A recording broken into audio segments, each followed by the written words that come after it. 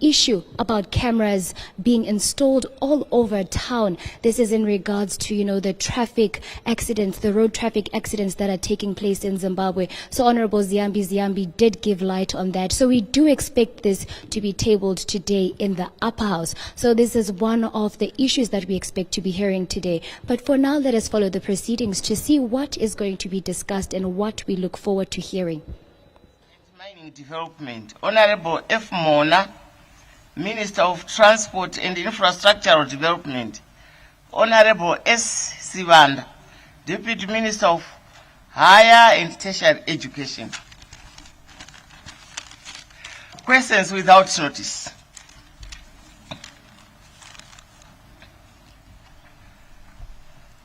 I welcome you, Honorable Ministers. I'm not very happy today because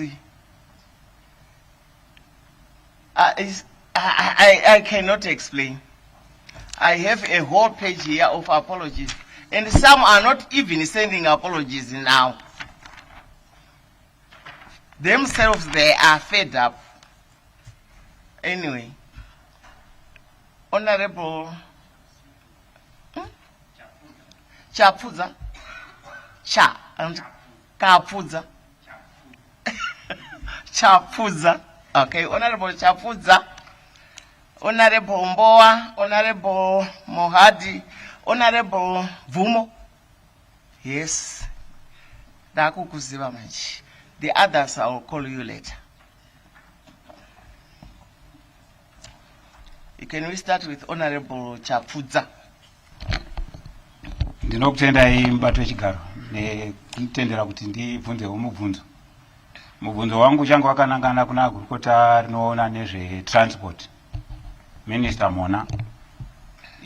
Ndoda kutanga kutendai nekutungamirira chitiko chakanaka chokuvaka interchange Trabablas inova yakatora mari yakawanda yehurumende. Mubvunzo wangu kuti pamakavaka Minister, pane here zvamakasiya zvingataurwa nechirungu kuti treasure mukati meTrabablas zvoita kuti tava kunzwa kusocial media pane wava kuti vanhu vainde kundotsvaga treasure paTrabablas?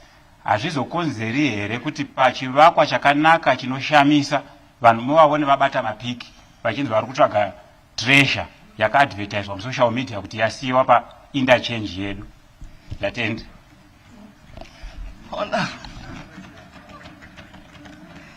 Honorable Minister Mona. Ndinotenda vanoremekedzwa mutungamiri wedare reSenate. Ndotenda zvakare vanoremekedzwa Honorable Chapudza. Ichokwadi vasumudza mubvunzo une udzamu uyo watinoda kuzivisa mhuri yeZimbabwe kuti patinovandudza migwagwa hatina zvatinosiya taviga zvinozoita kuti vanhu vauye vachifukunura vachizotora. Saka chiitiko chavari kutaura ichi ichokwadi. Vanonzwa mungave masaisai pachirungu social media, asi sebandiko redu zvimwe zvatine chirovedzera kuti hatingatarisire nekuti handi nhau yechivakwa chete, panozosanganisa kana kutsikwa kwevanhu vachimhanya vachipinda, nekuti apa pafanira kunge pachitambirwa painterchange.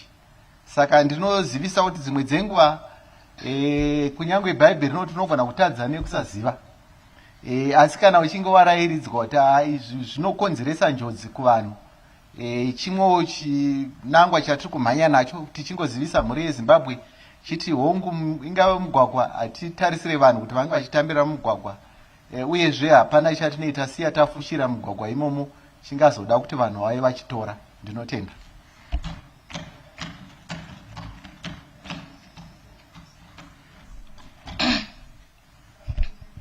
Supplementary question. Mashita zvenyu, Madam President.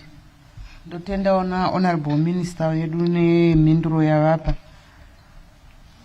Vataura iwo kuti hapana chakavanzwa ipapo, asi vanhu vanongoenda. Pane urongwa here hwekuchengetedza nzvimbo iyoyo yekuti vanhu vasazopota vachienda vachinovhiringidza chivakwa chakanaka kudaro nazvita? Honorable Minister of Transport. Ndinotenda vanoremekedzwa mutungamiri wedare. Ndotenda zvakare vanoremekedzwa Honorable Senator Tongogara. Ichokwadi zvivakwa zvedu zvinenge zvavakwa nemhando iyi tinotarisira kuti tinoshanda pamwe chete nemapurisa. Saka munoona dzimwe dzenguva mapurisa anenge achifamba achiona kuti nzvimbo yedu iri kuchengetedzwa here. Saka ichokwadi tinotarisira kuti ticharamba tichichengetedza nzvimbo idzodzo, uyezve kuti zvinenge zviri kutaurwa izvi kuti vanhu vai vachitambirapo vanhu havarambidzwe kuendapo, nekuti dzimwe dzenguva munoona vanhu vachitonotorana mufananidzo. Asi chatinokoshesa inyaya yekuti kana tichinge tasvika apa toziva kuti mugwagwa unenge uchifamba mota, uyezve patinosvika tenge tichifamba nekurutivi runotarisirwa kunge vanhu vachifamba. Ndinotenda. Thank you. I think Honorable Minister, vanhu vane kunzwa kuti pakanzi treasure what? Treasure hunt. Sure kana pakanzi pane $100 iripo. Iye munhu asina kana 25 cents. Saka wari kufunga kuti maybe imi mukapa statement yekuti pasatambwe that way. Kwete kuenda kunotora picture nekuti wari kutora picture hawachienda. Kuitira kuti tisave. Muzviite consider izvozvo. Ndofunga ndazo recognize Honorable Senator Mbowa. Thank you, Madam President. My question is directed to the Minister of Housing Amenities. I see there's the Deputy Minister. Madam President, we are seeing the mushrooming of settlements around towns. And these settlements do not have roads, no water, and looking at things like cholera, typhoid, and other things, what is government policy pertaining to these settlements? I thank you. Honorable Minister of Housing.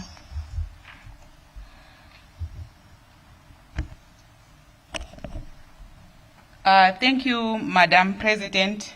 Allow me to thank Honorable Senator Mbowa for the pertinent question about the mushrooming of informal settlement around towns. Madam President, yes, it's true that there are some land developers who are still parceling land to people without fully serviced requirement.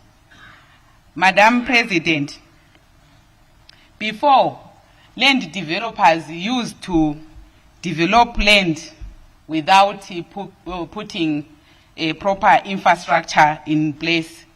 However, that has been stopped, the parallel development.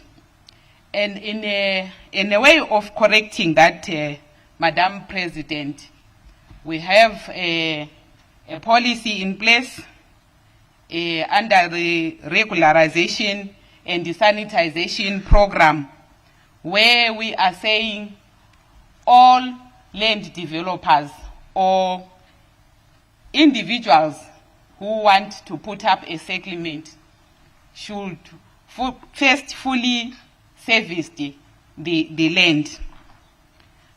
Madam President, we are also working with the local authorities to make sure that local authorities inspect and monitor all land development which is taking place in their areas for potential new invasion.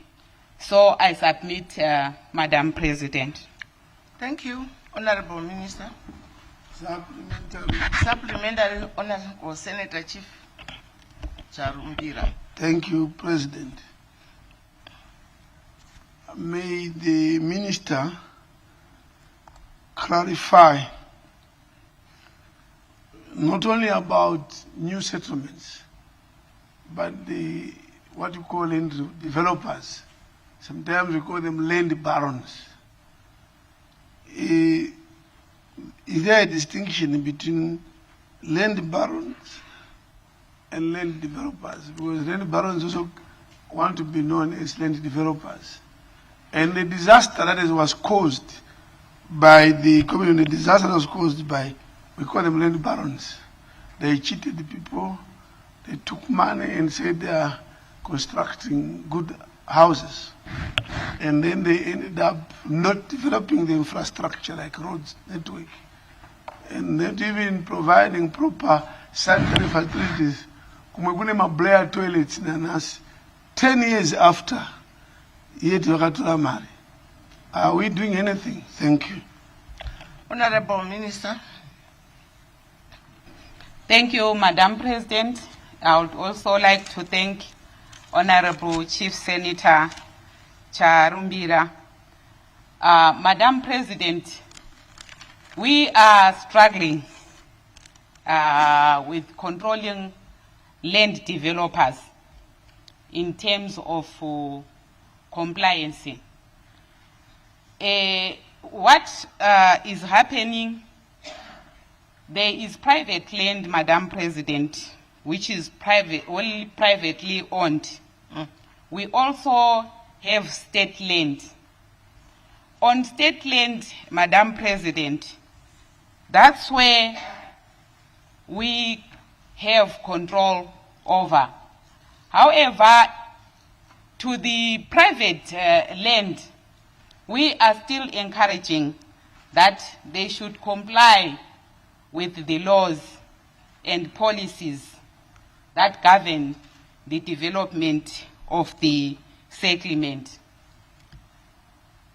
Madam President, in terms of sanitization and the regularization program, we have included most of the informal settlements. For example, Anna Caledonia, Epworth, Harare South. The government has chipped in, and through Kwangu Trust, which is a special purpose vehicle that was created to mobilize resources for the off-site and on-site infrastructure through a user pay principle facility. It is working with the ministry to put infrastructure in place, especially roads, a sewer system, bulk water. So I submit, Madam President. Thank you. Supplementary question, Honorable Nganai.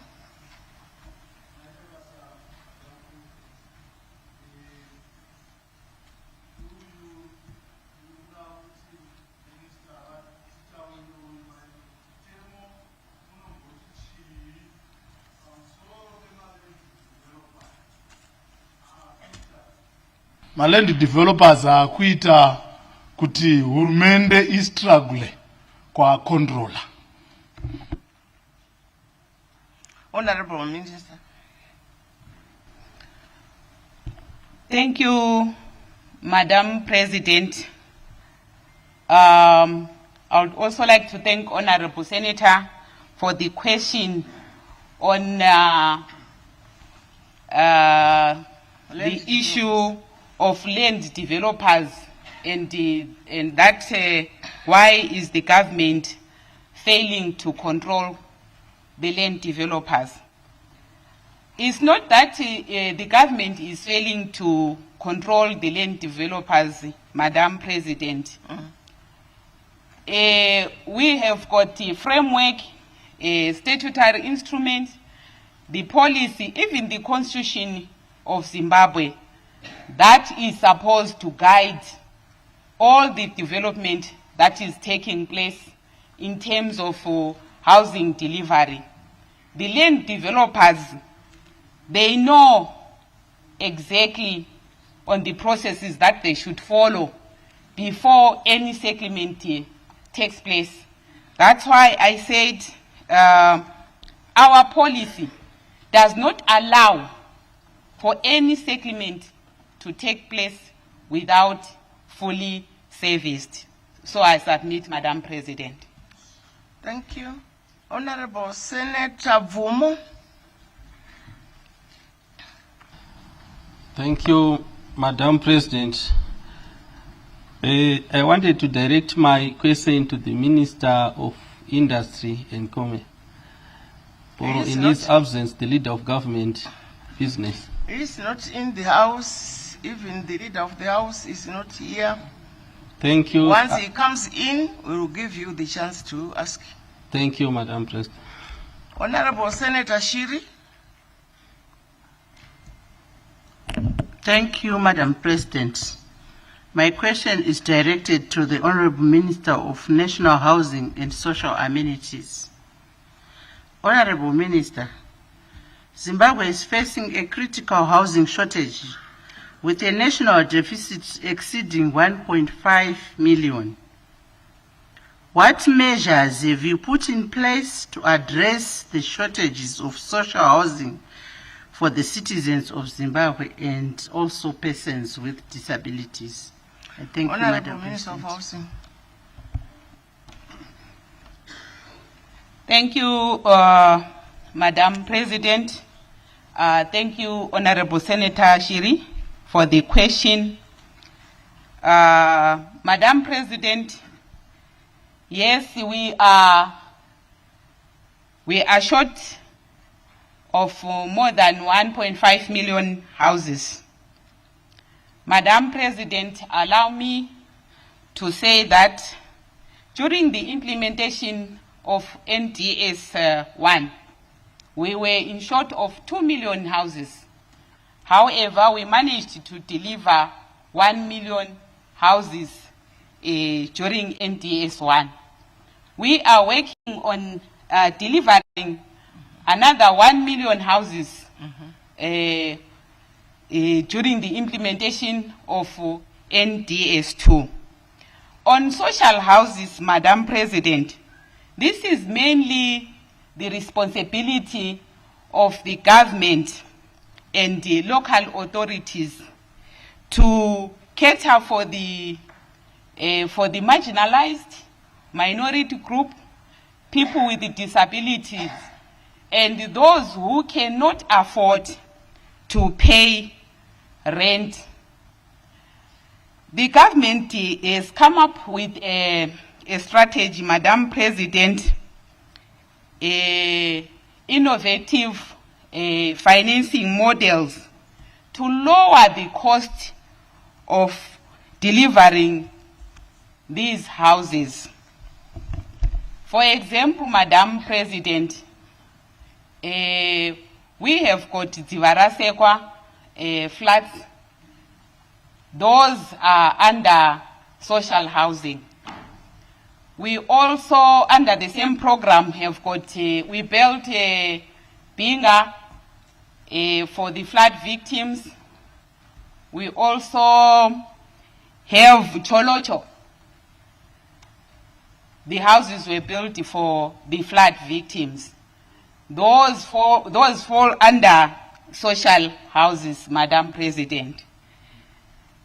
With His Excellency's mantra of leaving no one and no place behind, Madam President, people with disabilities are our priority.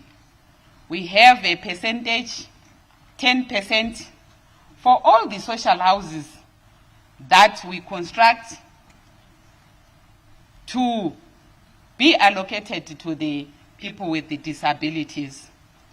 Not only that, Madam President, on people with the disabilities, in all our program as the ministry, we are encouraging them to come forward to the office. Because I know some of them, they've got companies, construction companies. We also consider them. I submit, Madam President. Thank you, Honorable Minister. Honorable Senator Mohadi. Thank you, Madam President. My question goes to the Minister of Transport. Madam President, let me say we really appreciate the work that he's doing. Can you use your mic so that we hear you clearly? Okay, thank you. My question goes to the Minister of Transport. But before I ask that question, I want to appreciate the works that he is doing. So for some of us who travel along a Masvingo Road, really we have 2 new bridges that were opened recently. But my question is, Minister, there are those detours which are so worrisome. What plans do you have for them, and when do you think you can complete them? Thank you. Honorable Minister of Transport. Thank you, Honorable Madam President of Senate. And let me also thank Honorable Senator Mohadi for that very important question pertaining especially the road that he uses from Beitbridge, and to also acknowledge compliments and to thank you in particular. Yes, indeed, we're working on that particular road from Beitbridge. And like I always say that our funding model for road construction is different from other jurisdictions where you get cheap funding from whether IMF, World Bank, or other concessional facilities. But for us, we were using our own funds from Treasury, which is Fiscus. And you've seen that that entire road is 582 kilometers. And as I speak, we've covered 550 kilometers, and we are now working on the 32 kilometers left. And there are a number of detours along that road. And the idea of a detour is just to redirect traffic whilst you are working on a road. So it's not the desired state to continue using that detour. It's only a mitigatory measure that you take whilst you are rehabilitating a road. And I want to appraise this very important August House that our target by July, August, we're aiming to have completed those 32 kilometers. So this is the target that we are still working with in the ministry, so that we close the detours. And if you have seen 2 weeks ago where we opened 2 important bridges, Mcheke River Bridge and Manyame River Bridge, to signify that we are enhancing issues of connectivity, which is also a very important corridor, which is the North-South corridor. And it's not ending here in Harare. We are now progressing to Chirundu. I know people were also complaining about Chirundu, and they are justified. But as of now, we're working on a dangerous section known as Marongora, House Gate section, where I also want to thank the grant that we got from government of Japan, that we are working on that particular 13-kilometer stretch, which we have completed. So you will see us after August, September, we are now going to be seized with the other side of the North Corridor, which is Harare Chirundu. So this is a complete road which will start from Beitbridge up to Chirundu. And then Chirundu again, you will see us starting again, third quarter of this year, rehabilitating the border post to make it a complete corridor. Thank you, Madam President. Thank you, Honorable Minister. Supplementary. Supplementary, Honorable Senator Chief. Ndakashimbotaura hangu kuti minister ava ndinovarumbidza zvikuru vanondigonera zvikuru ene ndoramba ndichidero minister muna vanogona chaizvo, and I like his attitude. Vari paplatform nema-citizens, he answers questions. What is the question, Senator Chief? Supplementary. What is the supplementary question? Ndangoti ndimbovarumbidza but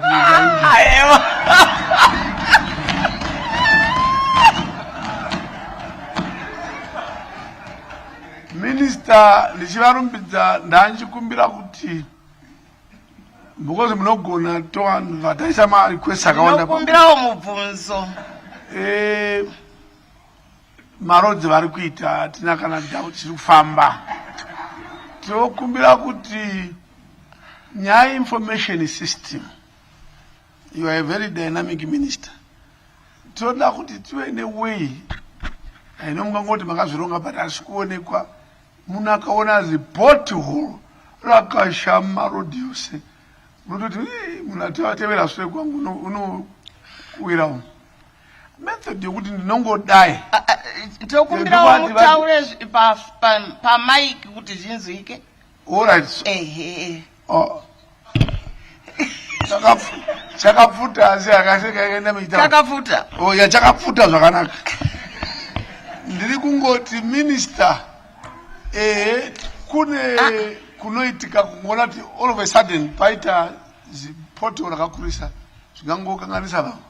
A method iri easy yekuti ndoza ndikatuma apa message apa kune vanhu vachauya kuvhara but zipoto ropedza 2 weeks uchiona kuti kutonyanya kukura. Ndakafamba Bulawayo Road Musuno kubva muzvishavane ukafamba 20 km wakunanga kunana kwaTemba pakaipa iyo yeKaroi 30 km into Karoi ichibva kunoko. It's scary. Honorable Senate Chief, ndanga ndichikumbirawo mubvunzo wamanga mabvunza imi mutaure zvakanaka kuti tikaona chakashata zvinotora nguva tinoendesa information papi. Natenda President, thanks for your guidance. Straight up. Thank you for your guidance. Zabatsira the whole house. Ngavandangoti ndichipa example kuti for example zviya zviri kuKaroi zviya zviri kuGwatemba tokupai say information ichopi tichiwana ma responses zvimwe zvidoko zvokuti ngotro mabhara maviri ane simenzo tongokanda tavhara zvanaka tatenda. Honorable Minister.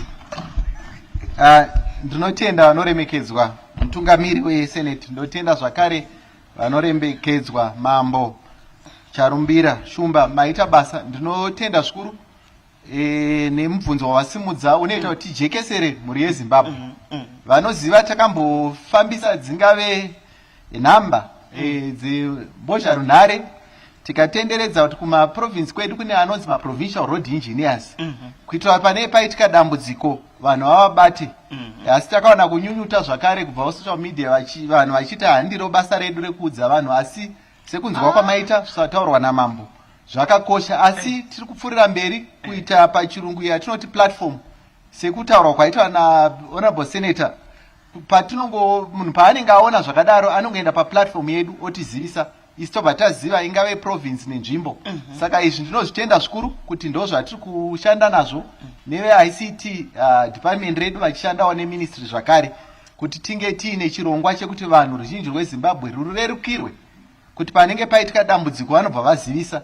Uyezve isusu tiri kumisikidza anonzi ma-maintenance units kuitira panenge paita jambwa rakadaro vanhu havachamirira kunzi vanobva kuHarare, vanobva vangozikanwa kubva ku-maintenance units ataiziva aive mumugwagwa nguva yekare aye, ndo ataakumutsiridza zvakare kuti panongoitika dambudziko iroro kana ringave gomba risarambe riripo kwenguva yakareba. Saka ndinotenda kuti mambo vasimudza mubvunzo wakakosha unoita kuti ruzhinji rweZimbabwe runenge rwaakurerukirwa, havachamirira vachiramba vachingopinda vachiputisa matime gomba rimwe chete. Ndinotenda. Thank you, Honorable Minister.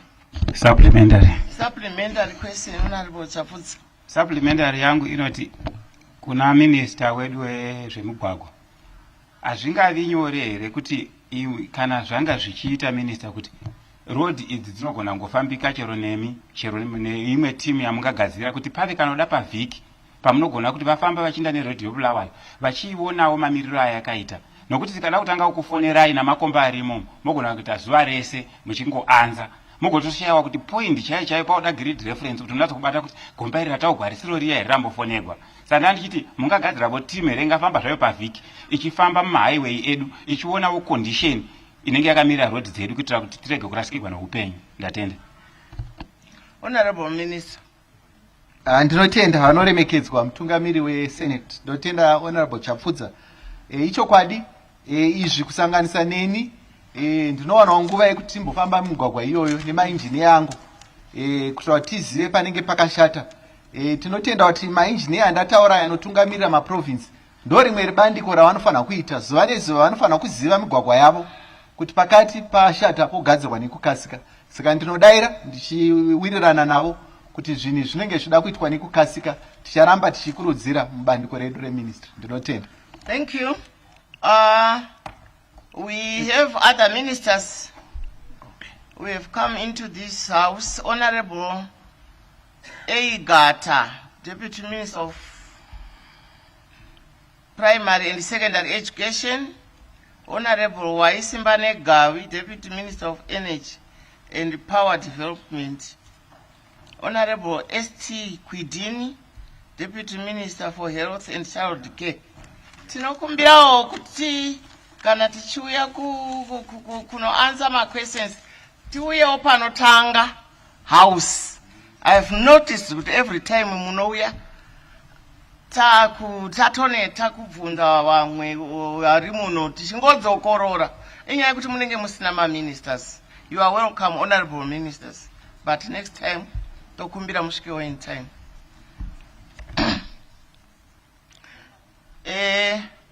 Senator Chakabuda. Masvita yenyu, Honorable President. Mubvunzo wangu President unonangana na Minister ve Mines. Minister of Mines. Okay. Masvita yenyu. Minister of Mines. Tinoda kutenda pabasa ramuri kuita. Asi tichikumbirawo kuti kuma mines uku. You address the chair. Okay. Vanozvinzwa. Masvita yenyu, President. Mubvunzo wangu wakanangana na Minister of Mines zvandataura through you. Asi ndichikumbira kuti kuma mining kuna vachiri kuita illegal mining yatiri kutaura iyai. Zvinokonzeresa ndufu dzakawanda. Nokuda kwokuti zvavanosevenzesa nezvavari kuita zvinenge zvisina kufanira. Pane zviri kuitwa here kuti ndufu idzi dzisawanda uye violence isawanda muma mines umu? Maita yenyu, President. Honorable Deputy Minister of Mines. Ndinotenda Senate President. Ndichitendawo Senator Chakabuda nemubvunzo wakanakisisa kudaro. Zvedi ma-accidents anotirwadza zvikuru. Asi tagara pasi tiri kuona kuti panogona kunge pane zvinhu zvina zviri kutikanganisa kuti isusu tiprevente ma-accidents aya. Chekutanga ndingotaura kuti anonzi ma-resources akaita semotikari dzekuti ma-inspector edu aenda achinoinspector. Ndinoda kuvimbisai Senate President kuti tatokascada, tatokwidziridza nyaya yacho kuti towane dzimwe motikari kuti tiprevente ma-accidents aya. Chechipiri, tingati nestructure yedu yeministry yanga ine ma-inspector mashoma nekuti ma-accidents awanda takuwandiridza ma-inspector edu. Chechitatu, tinoona sekunge tingada kubatsirwa politically kumamisha uko nevakuru vemapati edu kuti vatiudzewo, nekuti vanenge vari kumamisha uko vanoziva kuti apa pari kucherwa apa. Chiri kuzoitika ndechekuti kana chichicherwa pasina mvumo zviri illegal tinozongonzwa ya accident. Asi tiri kufunga kuti tikashandisa vakuru vedu vari kuma constituency kwedu uko tinogona kunge tichitoudzwa kuti aiwa hapana kumira zvakanaka. Chechina, tiri kufungidzira kuti vamwe ma-miners vakuru vacho vanosiya ma-small scale miners achimaina munzvimbo mavo achizviziva havo, asi vakanyarara pozoita accident zvonzi ministry uyai muone paita accident. Saka iko zvinezvi taakuda kuti tichivasungawo ivo. Kana claim yaita kuti paita accident tinotanga taona kuti ari padhuze muridzi weclaim uyu ndiani tisati tatonyanyofamba kuenda kure. Kana tamuziya tobva tati iwe ndowongochibvumidza kuti paitwa ma-illegal mining ariwo azoita kuti paite accident. Saka ndingati isisu sehurumende ndo zvatiri kuita, asi ndinoda kuvimbisa Senate President kuti hurumende inobatikana zvikuru nema-accidents aya, ende hatidi kuona vanhu vachirasikirwa neupenyu, ndekuti pane zvatisina kuita. Ndinotenda Senate President. Thank you. Honorable Senator Moyo. Supplementary question. Supplementary. Chief, if I may start na Chief Chikwaka, then Senator Chief Charumbi. Masvita, Madam President. Ndingadiwo kunyatsoti minister vanyatsoti jekesera kuti tinoda kuzoita zvemainspector here njodzi dzaitika pavanombopa macertificates ekuti vanhu vandonong'ona pasi, vanodi kugara vaisa mutemo wokuti kana usina zvakakwana vasati vapa maprospecting acho ekuti vanhu vandoita kana kuzopa certificate vatange vaongorora ivo vogutsikana. 1 kuti munhu ane zvakakwana zvokuti aite basa iroro. 2 anozotedzera mitemo yacho iripo pane kuzoda kuti totumira mainspector vanhu vafa. Mazvita. Honorable Minister. Ndinotenda Senate President. Ndichitendawo Honorable Senator Mambo vasimudza mubvunzo uyu. Zvedi Mambo Chikwaka. Aiwa, ndinotenda Senate President. Chiripo chacho ngechekuti hatisi kuti tichaisa mainspector kana paita accident. Mainspector aripo. Mainspector anoenda kuma-miners ari registered atinoziva. Mukatarisa kuri kuita ma-accidents ikokuku, vese havana kurejiswa. Vese isusu seministry tenge singatovaziva, nekuti tikavaziva tinobva taenda tunovasunga. Kana tisina kuvasunga totichigadzirisai mapepa enyu kana tichiona kuti anogadzirisika. Saka hakusi kuti takamirira izvozvo. Mainspector edu aripo, ari kufambira mamaini akarejistwa, asi havazive mamaini asina kurejistwa. Ndosaka tiri kukumbirawo vemudzinza kuti vatichaure kuti apa pari kucherwa apa, nekuti tiri kutozodainzwa accident yaita. Dai tichinzi taudzwa accident isati yaitika, zvichinzi apa pane vanhu vari kumaina ipapa savana mvumo, taibva tangotumidzira mainspector edu tobva tangonovhara migodhi yacho. Ndatenda Senate President. Honorable Senator Chief Charumbi. Tatenda President. Ini ndiri kuda kuti Ministry yeMines sandaenda nemberi makativimbisa kuuya nomutemo munotigomugadzirisa zvinhu zvinake munouya nawo rini. Chechipiri, zvemainspector zviri kushanda here, nokuti munhu kwachireya ava kuti munhu abve inspector kwanembudziya hapana fuel, hapana motor, it's too expensive. Tadi kuita rethink this issue of inspection. Toita empower the locality, the communities around the mines to be the inspector.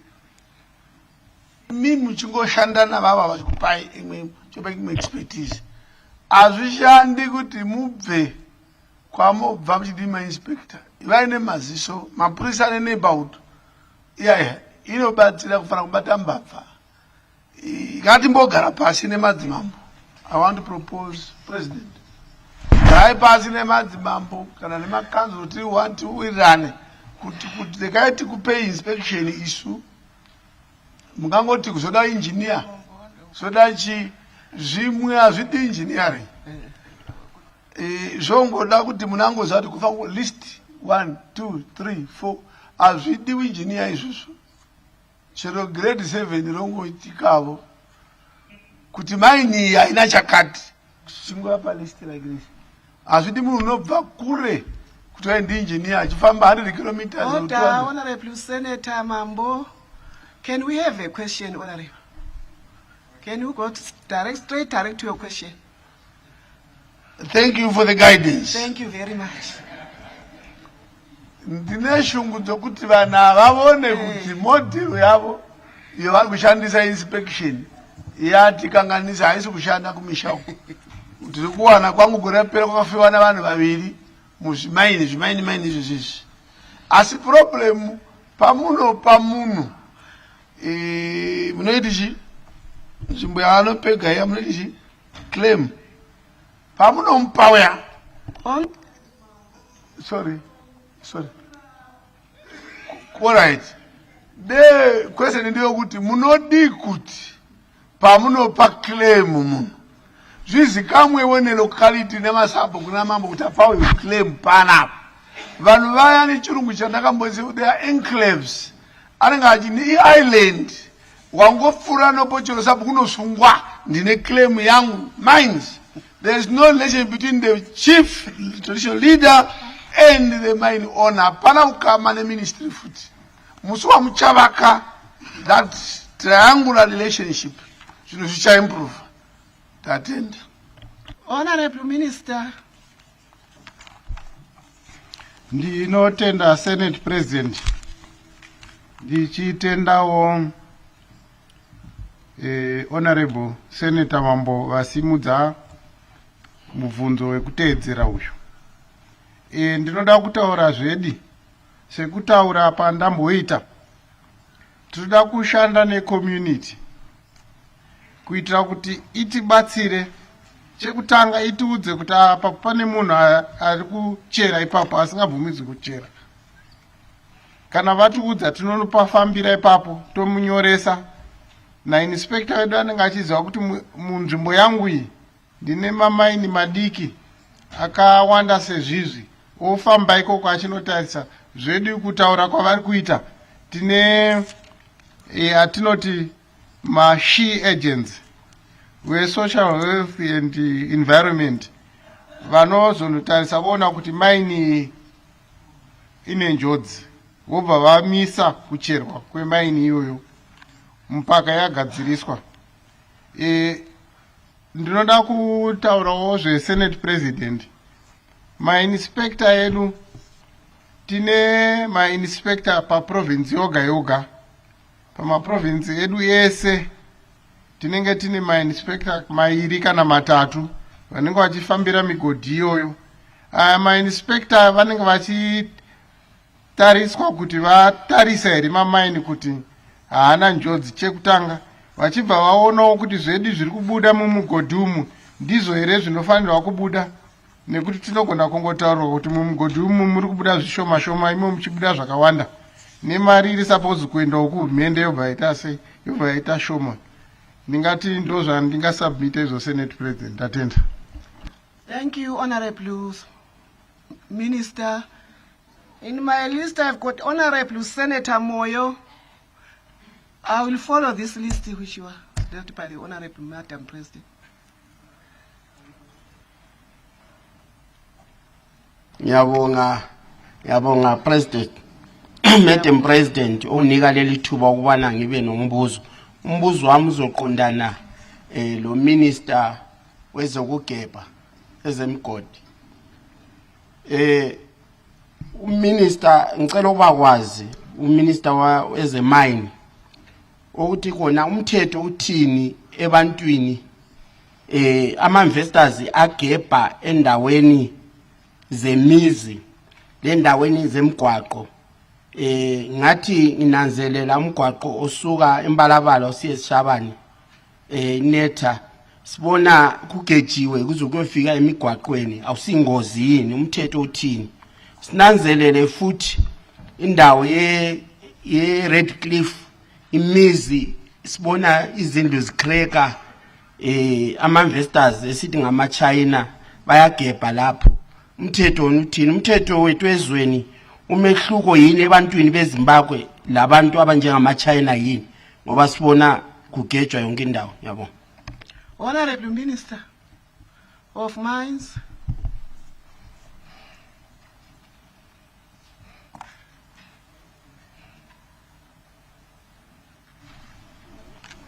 Ndinotenda Senate President. Ndichitendawo Honorable Senator vabvunza mubvunzo uyu. Mutemo unotiwo hapana anobvumidzwa kuchera mugodhi mumugwagwa. Mainvestors haabvumidzwe kuchera mugodhi mumugwagwa. Mutemo unotiwo hapana anobvumidzwa kuchera pasi pemba yemunhu achiita mugodhi. Tine mameters aripo ekuti unofana kusvika padhuze nemba yemunhu zvakaita sei, i450 meters. Saka Senate President, ndinotenda Honorable Senator vandiudza muimba ino kuti mbala zvishava neroad kune migodhi iri padhuze nemigwagwa. Vakandiudzazve kuti kuRedcliffe kune migodhi iri pasi pedzimba.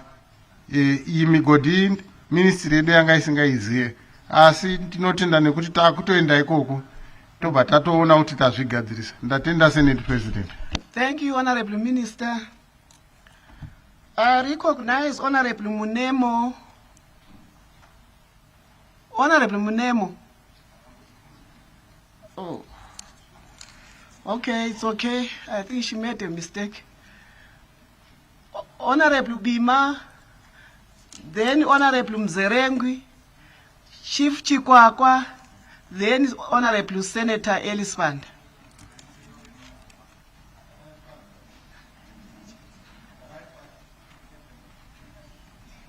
Honorable Bima. Maita, Madam President, mubvunzo wangu wakanangana na Minister wedu we-transport. Makore mashoma apfuura takambonzwa kuti dzimwe nyika dzakatikomberedza vanga kunge vabatana kugadzira mugwagwa unobva kuBeitbridge uchipinda mukati meAfrica uchipfuura nokukazungula. Isusu tisiri imwe yenyika yaiva pamubatanidzwa uyu. Takazoona nekufamba kwenguva president vedu vachizoita musangano na president vaivapo, I think Diva Masisi, tikanzwa kuti Zimbabwe yavapo pamugwagwa uyu. Asi chaimbotaurwa mazuva iwayo chaiva chokuti vanofamba vavoda kufamba nemurodhi iyoyo vachiona kuti iyi yedu yokubva Beitbridge Chirundu yanga isina kumira zvakanaka. Zvino nokugadzirwa kuri kuitwa mugwagwa iwoyo kwakanaka zvikuru. Tinoda kuziva kuti Senator Bima, can you go straight to your question? Taakuda kuziva kuti tava papi muchirongwa ichocho chomugwagwa unoenda nokukazungula. Ndatenda. Thank you. Honorable Minister. Ndinotenda vanoremekedzwa mutungamiri wedare reSenate. Ndotenda zvakare vanoremekedzwa Honorable Senator Bima. Ichokwadi mubvunzo wakakosha. Tine kudyidzana kwatinoita mudunhu redu reSADC. Vanoteerera kunyange dzingave nhau. Mutungamiri wenyika vanoremekedzwa Baba Mnangagwa vari kutaura nhau yekuti tive nehoche koche mudunhu redu, zvichireva izvo tine migwagwa inofanirwa kunge ichidyidzana nenyika dzakatipoteredza. Zambuko ravataura bridge rekukazungula ichokwadi, parakaparurwa isu senyika yeZimbabwe tatisipo, kwaive neBotswana mukatarisa ndo zvakare vachishanda pamwe chete nebandiko reZambia. Tikava nekuisa musoro pamwe chete kunge tichishandisa zambuko rimwe chete iroro. Kwakamisikidzwa komiti inoona kuti tingapinde sei. Saka ndinotenda kuti komiti iyoyo yatsvakurudza yaona pakazoita nhau iri kushandwa iko zvino nebandiko reMinistry of Lands yekuona migani, pachirungu ndo anonzi mabeacon.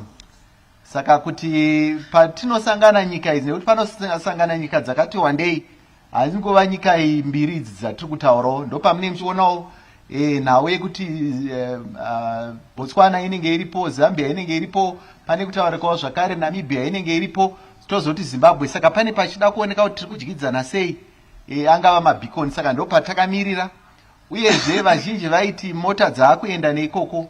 Ndoda kupupura ndichiti kubva kuvandudza kwatakaita zambuko redu reBeitbridge, tinoona kuti vazhinji vakutofarira kuuya nekuno nekuti mugwagwa uyu unopfupikisa zvikurusa kune vanenge vachienda kuna DRC nemazana anotopfuura 2 kuchinge munhu achinge aenda nekukazungula. Saka vese vanoita zvemichovha vanoona kuti kuuya nekuno kutori nani. Nekuvandudza kwatiri kuita bandiko rekubva kuBeitbridge, vanhu vanenge vakutofarira. Tinototenda kuti patichazopedza chirundu vanhu vanenge vakutoramba vachiuya kuno. Mukaona motikari dziri kuyambuka nekuBeitbridge, iko zvino tiri kutambira pachiuru 1000 mota dzinopfuura nepo, zvichiratidza kuti hadzina kutoderera. Dzakatanga kukwira hongu paitaurika taive kuma 800, asi iko zvino tapfuura 1000, zvichireva kuti mota dzedu dziri kufamba zvakanaka. Asi hazvisi kutimisa kuti tive nehoche-koche pazambuko randataura rekukazungula. Ndinotenda. Thank you, Honorable. I recognize Honorable Mzerengwi. Mazvita, Madam President.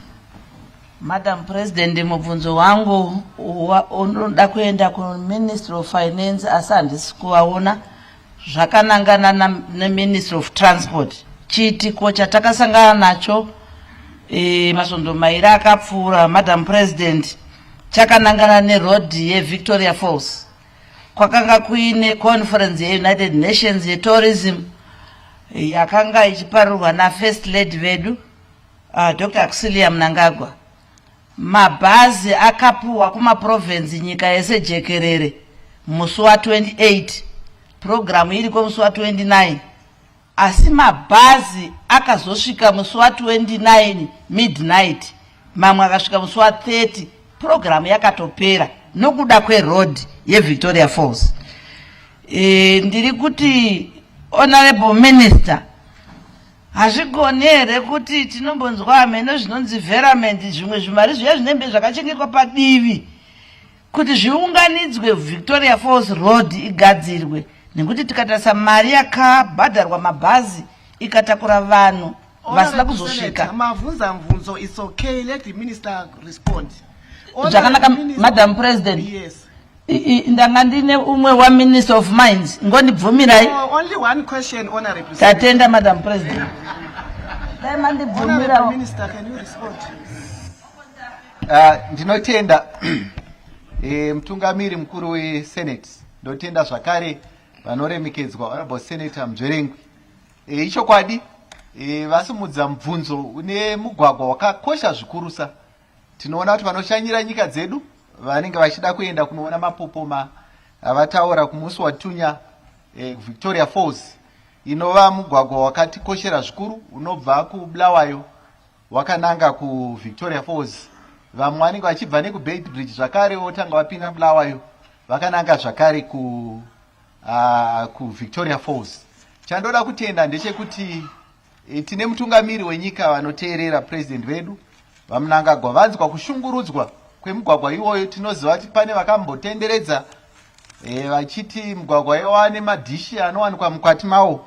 Vabva kutenderedza kudaro, pangava pasocial media pakamisikidzwa makambani anokwanisa kuita 8 masere kuitira kuti anoshanda mugwagwa iwoyo. Saka ndinotenda kuti kutaura kwatiri kuita makambani iwo aripo. Yeuno dambudziko nderekuti homwe yedu inenge iri imwe chete yatinoya ichitora mari tombomhanya, tikaona kwaita nzara tomhanya tonobhadhara vanhu tombomira. Asi chinondifadza ndechekuti vaona kukosha kwemugwagwa uyu mavhiki mashoma apfuurayo mumwedzi waApril vakabva varovedzera kuti ndakuda kuti mugwagwa uyu upere. Saka ndichizivisa dare rino tiri pakumhanyidzana nebandiko reMinistry of Finance kuti tione kuti homwe yekuti mugwagwa uyu wapera yamisikidzwa here, tichishanda nezinara. Saka mari yacho ndo kwatinenge taakuiwana zvekuti makontrakta edu anenge asisamire muchaona aripo pabasa. Sekutaura kwavaita iko zvino vamwe vakavhura anonzi madetour pachirungu vari kushanda, asi handi homwe imwe chete yanzi ichagadzira mugwagwa weVictoria Falls. Tine migwagwa yakakosha yamanzwa ana Chirundu varimo mukati imomo, zvakare ana Beitbridge varimo. Saka kutsvakurudza kwatiri kuita ndekuti tichamisikidza mari inenge yakumhanya kuti inobatsira vari kushandawo kuti vasamire. Saka ndinotenda kuti ichokwadi migwagwa yenge ashata kwenguva yakareba, nekuti mugwagwa weVictoria Falls ndakambotaura muimba ino kuti wakavakwa kuma 1960. Saka unenge wanetawo mugwagwa, unenge wakuda kuti unge uchivandudzwa zvemhando yepamusoro. Asi ndiroimbisa zvakare dare rino kuti hatisi kumira, muchaona makontractor edu ari 8 achanga akumhaidzana vanenge vachifamba nemugwagwa iwo vasisamire sezvavari kuita. Ndoyambirawo vanenge vachifamba nemabhazi mugwagwa unenge uchitora nguva vasazorara vari munzira, nekuti chero mukakurumidzawo kusumuka munosvika chirongwa isati chapera. Ndinotenda. Thank you, Honorable Minister. Recognize Honorable Chief Chikwakwa. Supplementary. Maita Madam President. Nditendereiwo ndibvunze Minister of... Supplementary. Oh, sorry, Honorable Mambo. No supplementary. Sorry. Thank you. Supplementary, Honorable Thank you, Chairman. Madam President. Sihlala sikhumbuzana ngemigwaqo yena le follows.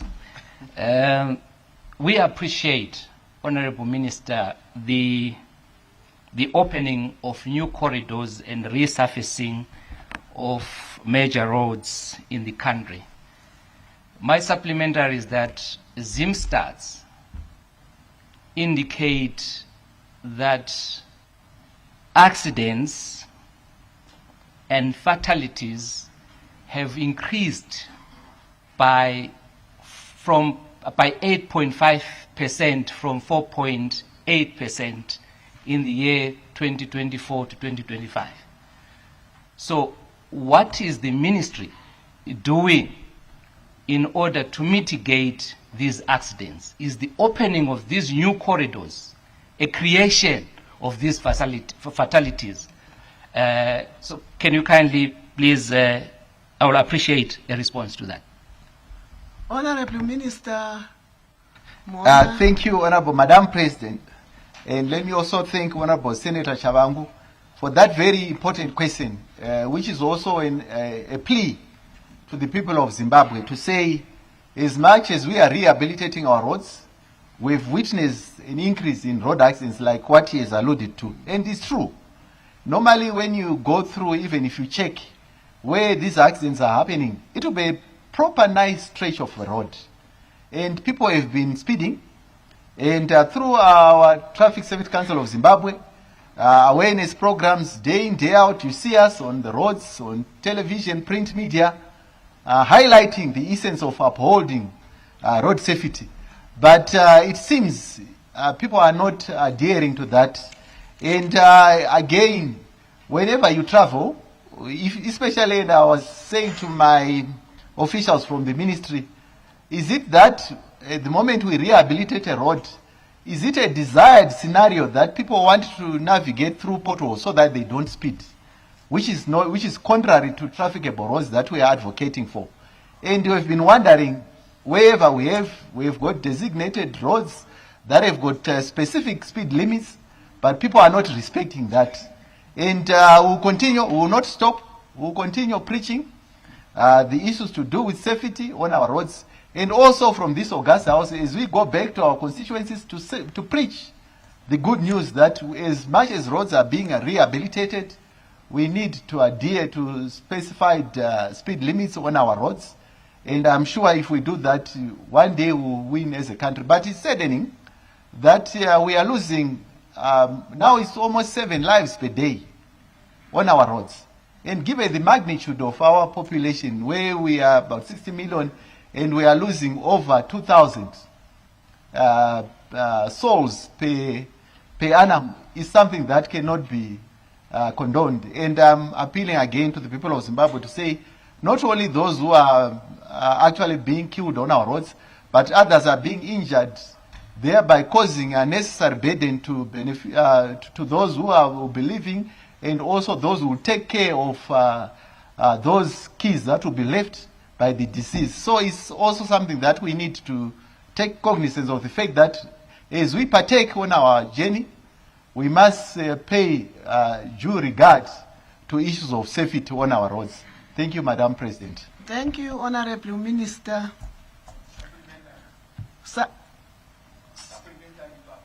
Supplementary, Honorable.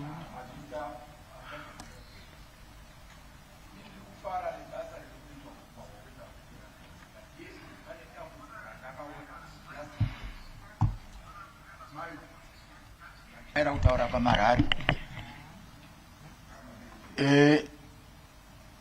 Road iri kugadzirwa yekuenda Victoria Falls pane dito inofanira kunge ichiitwa along the road, but from Mabale kuenda kunosvika kuCrossdale pane misha yevanhu vakawanda vari pakati ipapo vaakufamba vakatakura mitundu kuenda kunokwira mabhazi kana malori kana mishikashika kurodhi inobva kuCrossdale ichienda kuHwange National Park.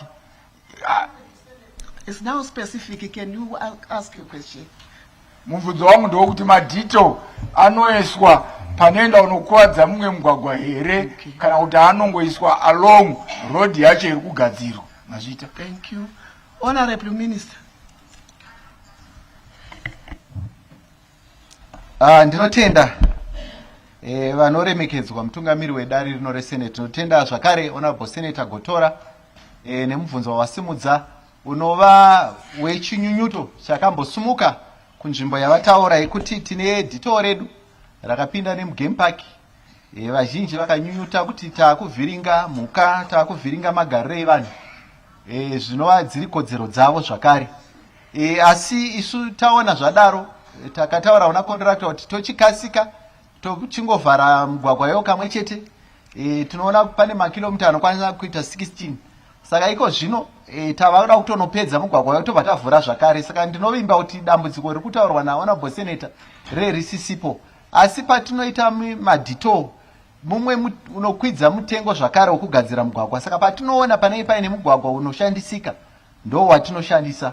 Uyezve kana tichinge tabva tinosara todzosera mugwagwa iwo sekutanga sekuona kwatinoita taita patinotanga basa. Saka ndinovimbisa kuti kudito nekufamba mugwagwa vanhu vashungurudzika kuti dzimwe dzenguva wakuurayiwa nekuti motikari dzinofamba idzodzo dzinenge dzinofamba mugwagwa iwo dzine uremu hwakanyanya. Asi ndinovavimbisa kuti patichavhurira motokari kuti dzichishanda mugwagwa mutsva tichavandudza mugwagwa wataa tiri kushandisa iko zvino sedito. Ndinotenda. Thank you. Order. In terms of standing order number 67, time for questions without notice has expired. Chief Chikwaka. Tokumbirawo Madam President tiwedzere zvimwe zvimaminitsi pamibvunzo isina notice. Who seconds? I second. Madam President. Honorable Chief Chikwaka. Maviri, Madam President. No, 15 minutes, Honorable Chief. We'll give you 15 minutes. Thank you very much, Chief. I recognize Chief Chikwaka. Ndatenda, Madam President. Nditenderewo ndibvunze Minister of Transport kuti vane urongwa hupi sehurumende maringe nemigwagwa yedu inopfuura kunyanya kunzvimbo dzinomainwa, kuti tisaweste mari dzimwe dzehurumende kuti ivavo vanhu vanomaina vagadzire migwagwa yacho, nekuti vanhu vedu vari kutambudzika, vari kudya chikafu chine huruva nekufuga magumbezi asingapfugiki neguruva. Migwagwa yacho yakafa haisi kugadzirwa. Vane urongwa hupi sehurumende kuti migwagwa iyoyo igadzirwe kubudikidza nemaminas ari kuchera ikoko pane kuti hurumende igadzire migwagwa yavari kuuraya ivo. Ndatenda. Honorable Minister. Ndinotenda vanoremekedzwa mutungamiri weSenate. Ndotenda zvakare vanoremekedzwa mambo wedu mambo Chikwaka. Ichokwadi mubvunzo unoshungurudza wavasimudza kuti kuona dzimwe nzvimbo zhinji uko kwatinenge tichichera zvicherwa zvatinochera, vazhinji vacho vari kutakura chekutanga vanotakura zvakapfurikidza pamwero unotenderwa, uyezve vasingagadzire migwagwa inenge ichibva kumamaini kwavo.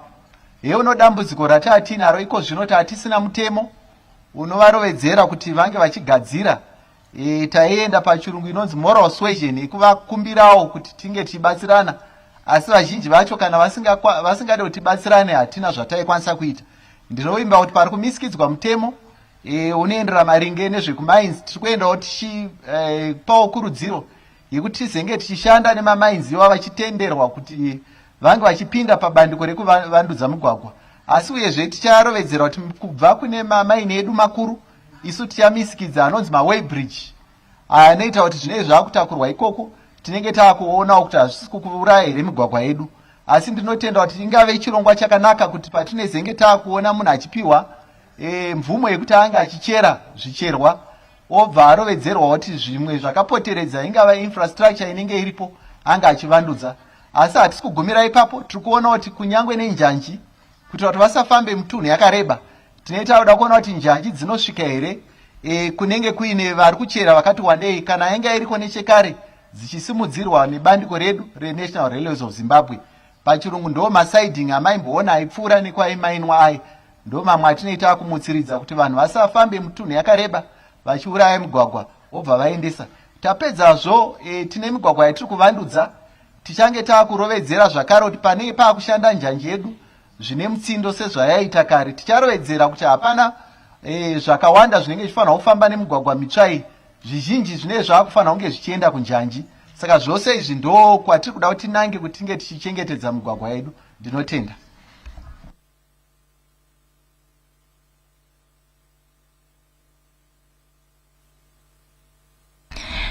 Thank you, Madam President. Umbuzo wami uqondane lo Deputy Minister we Health and Childcare. Madam President, umbuzo wami uthi ku-Minister, kambe imchina ye-radiation izafa yatholakala yini kwamanye ama-provinces njengoba sesikhangela ukuthi khona inani labantu abagulayo umkhuhlane we-cancer lokhe lisanda, eminye imchina lokhe yafa ngo-2020 lami ngisayelatshwa. Pho izatholakala yini imchina ngoba inani labantu selandile, iPatrician Hospital iyandelwa, sizayithola nini imchina ye-radiation? Ngiyabonga.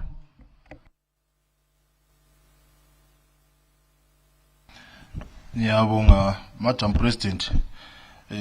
Phinde ngibonge Honorable Senator ngombuzo naleyo ukuthi izatholakala yini imshina. Uthi ngikhuluma iqiniso ukuthi imshina izatholakala iqiniso sibili Honorable Madam President ukuthi njenge government silungisele ukuthi kathesi sizathenga imshina emibili ukuthi enye isempilo omunye useparenyathwa. Leyo ingapela installwa ngesikhiwa. Sesibuya ke sesikhamba kuma provinces anjenge Midlands Province, eGweru Provincial Hospital, omunye uya eMasvingo Provincial Hospital. Then since imali leyo ethathwayo ithiwa yi-sugar tax isathathwa isacollectwa ngesikhiwa, sicabangela ukuthi ingakwana lapho kumbe ingafika lapho esifuze ukuthi ifike khona, sithenge imshina yena leyo ibe khona itholakala ezindaweni zonke zama provinces ukuthi umuntu engahambi umbango omude esiyodinga ukulatshwa isifo lesi esihlupha kangaka. Ngiyabonga. Thank you, Honorable Minister. Supplementary. Supplementary, Honorable.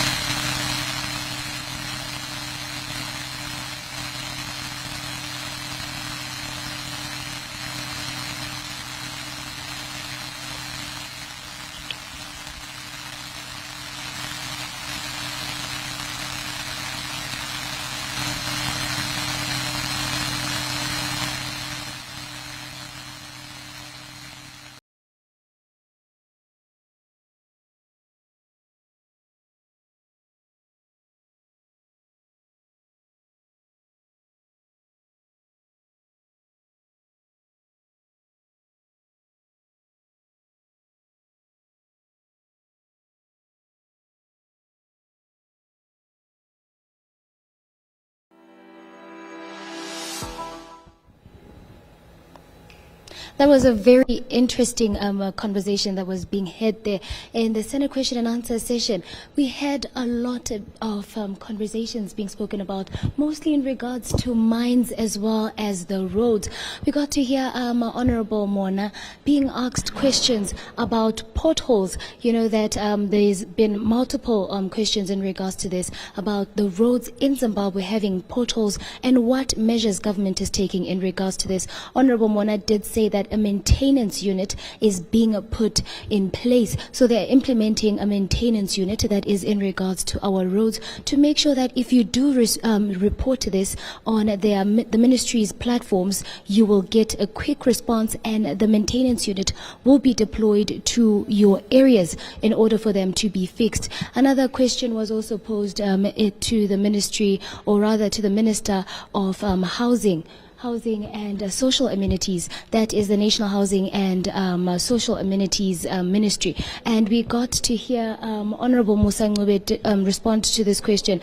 This was in regards to the housing deficit, that there are not enough houses in Zimbabwe for the groups that require these houses. And she did respond by saying that government is releasing 2 million houses, more than 2 million rather, houses for these people to receive the houses. So these are just some of the issues that we got to hear in the House today.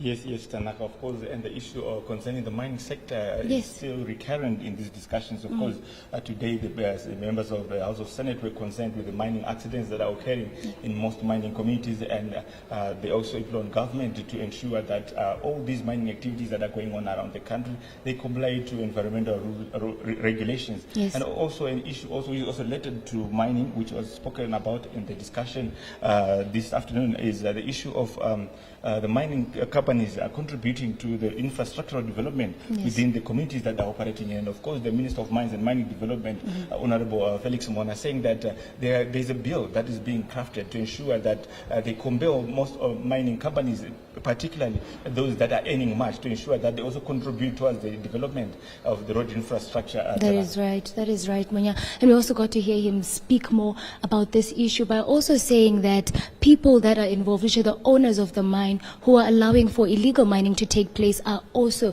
going to receive strict measures, which means that if you are a miner and you're allowing people to illegally mine on your property, you are also in the wrong end. Yeah, it is going to take its course, Munya. Yeah, of course, yes.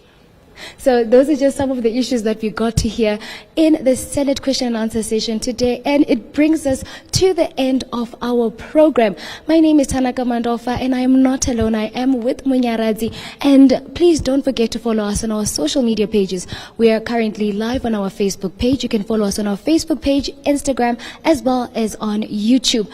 Don't forget to also join us next week when we do come for our National Assembly on Wednesday, as well as our Senate question and answer session on Thursday. And of course, that brings us to the end of today's session. Until we meet again from ourselves, I'm Tanaka Mandofa. And I'm Munyaradzi Msiwa. To meet again next time, stay informed and stay engaged. We wish you a pleasant